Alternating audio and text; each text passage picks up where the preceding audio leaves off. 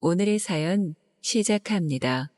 고등학교 동창인 우리는 어릴 때부터 쌓아온 우정으로 28살이 된 지금까지 인연을 맺고 있었어요. 누구보다 서로를 아껴주고 위해주며 모든 일을 털어놓는 그런 친구이죠. 20살 친구가 남자친구의 바람을 목격하고 온 날, 저는 제 친구를 화나게 했다는 사실에 너무 화가 나서 그 남자에게 주먹을 날리고 바람난 여자에게 육설을 퍼붓고 올 정도로 친구 일이라면 제 일처럼 달려들어 해결해주고는 했죠.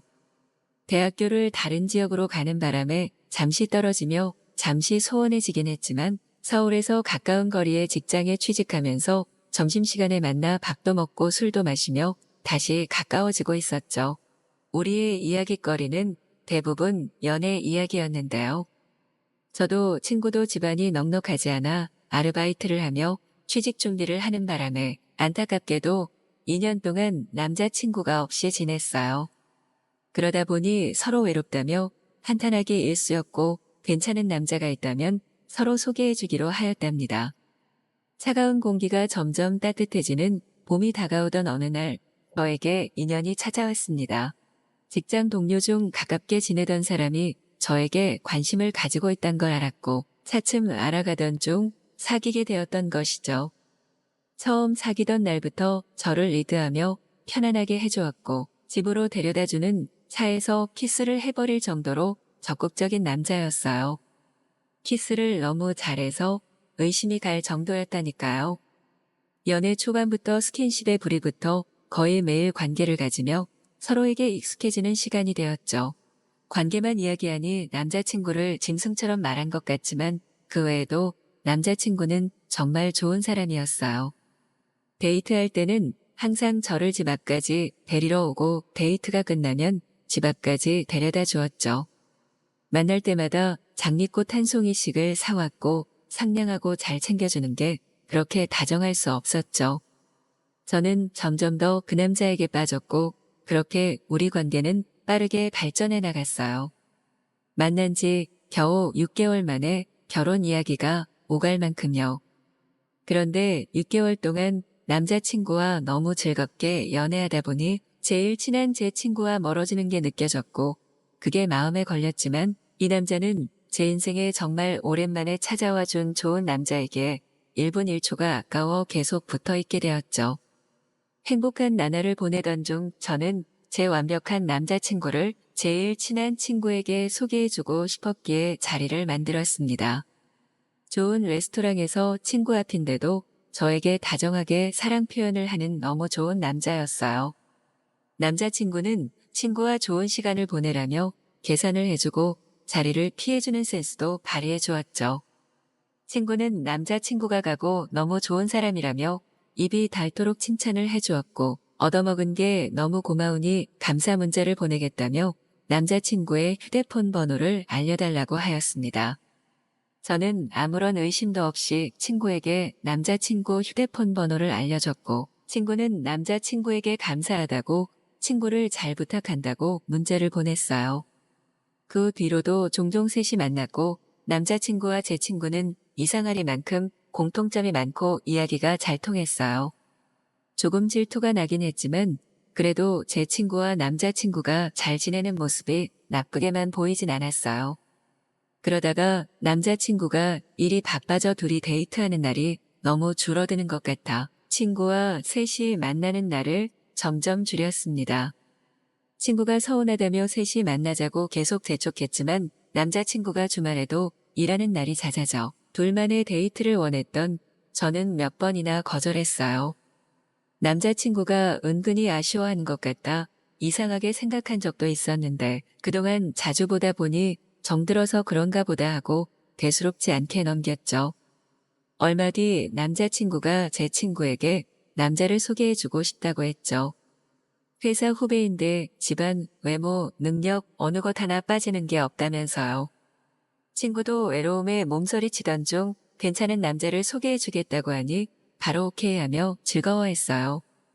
소개팅 당일날 내성적인 성격인 제 친구를 위해 분위기를 풀어줄 겸 저는 남자친구와 소개팅 장소에 같이 갔어요. 남자친구 후배는 정말 남자친구 말대로 정말 괜찮은 남자였고 서로 마음이 맞아 둘도 얼마 안 가 결국 사귀게 되었죠.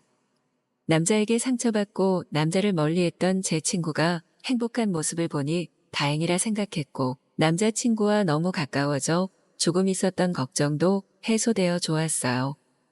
여름이 다가와 남자친구와 여행을 가려고 계획하던 중 남자친구는 제 친구 커플과 같이 커플 여행을 가자고 제안했고 제 친구도 너무 좋다며 숙소 예약부터 맛집까지 혼자 다 알아보았습니다.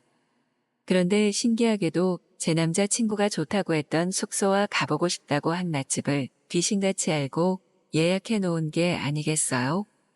아마 남자친구와 셋이 만난 날이 많으니 취향이 비슷해졌나라고 생각했죠. 어쨌든 커플 여행은 그렇게 시작됐고 그날은 제 인생에서 씻을 수 없는 상처가 생긴 최고로 불행한 날이 되고 말았어요. 계곡에서 즐겁게 놀고 숙소로 와서 잠깐 커플끼리 산책을 하고 돌아와 저희 방에서 술을 한잔했어요. 술을 잘 못하는 친구의 남자친구는 술자리가 시작되고 얼마 지나지 않아 취해서 잠들어 버렸고 우리는 잠에 방해되지 않게 친구 커플 방으로 옮겨 술자리를 이어나갔죠.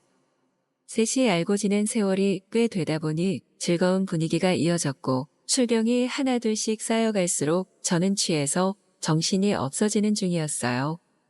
그런데 갑자기 제 친구가 남자친구에게 너무 어지럽다며 어깨에 기대는 걸 목격하고 정신이 번쩍 들어 친구에게 주의를 주고 정신을 놓지 않으려고 노력했죠. 하지만 술에 약한 저는 그 자리에서 잠들어 버렸고 시간이 얼마나 지났을까 잠에서 깬 저는 둘이 사라진 것을 알아채고 갑자기 불안함이 엄습하며 밖으로 찾아 나섰어요. 불안함이 현실이 되는 데까지는 10분이 채 걸리지 않았어요. 친구 방에도 가보고 복도와 휴게실을 모두 다 돌아도 둘의 모습이 보이지 않아 조급해지던 중 갑자기 주차장에 있을 남자친구 자동차가 떠올랐어요. 아무 일도 없어라라고 100번도 넘게 생각하며 주차장으로 걸어가 남자친구의 자동차 근처로 갔을 때 아무 미동도 없는 자동차를 보며 안심했어요. 자동차에서 무슨 짓을 한다면 흔들린다는 건 제 많은 경험으로 알고 있으니까요. 그렇게 안심하고 돌아서던 중 갑자기 자동차가 흔들리기 시작했어요. 저는 심장이 터질 것 같았지만 정확한 확인을 위해 조심히 차 옆으로 접근해 나갔고 차 안에서 결국 못 볼 걸 보고 말았죠. 제 남자친구와 친구가 키스를 하며 사랑을 나누고 있었죠. 언제나 저에게 다정하고 상냥하고 최고인 남자친구였던 사람이 눈앞에서 제 제일 친한 친구와 사랑을 나누고 있는 광경을 목격하니 저는 몸이 얼어버렸습니다. 저는 정신이 아득해지며 트렁크 앞에 주저앉고 말았어요. 한동안 움직일 수도 없을 정도의 충격이었죠. 5분 정도 지났을까. 자동차의 흔들림이 멈추고 둘은 대화를 시작했어요. 대화를 엿듣게 된 저는 한 번 더 충격을 받고 말았죠. 둘의 관계는 예전부터 이어져 왔었고 이번 커플 여행도 둘의 만남을 위한 위장 여행이었던 것이었죠. 심지어 남자친구가 주말마다 바쁜 업무 때문에 일을 한다던 남자친구는 제 친구와 여행을 다녔었고 저는 완전히 둘에게 놀아나고 있었던 것이었습니다. 너무 큰 충격으로 눈물이 흐르고 정신이 아득해졌지만 아이러니하게도 이런 때일수록 정신을 바짝 차려야 한다고 수없이 친구에게 외쳤던 제 자신을 생각하며 그 자리에서 박차고 일어나 자동차 창문을 두드리며 소리쳐버렸죠. 뭐하는 짓들이냐고 제정신이냐고 할 수 있는 온갖 심한 말과 함께 말이죠. 둘은 너무 놀라서 옷도 제대로 갖춰 입지 못하고 차에서 나와 오해할 수 있는 상황인데 그런 게 아니라며 변명을 하기 시작했고 그런 모습에 더 화가 난 저는 예전 제 친구의 남자친구에게 그랬던 것처럼 제 남자친구에게 주먹을 날려버렸죠. 뒤도 안 돌아보고 그 자리를 떠나 집으로 온 저는 세상을 다 잃은 기분이었습니다.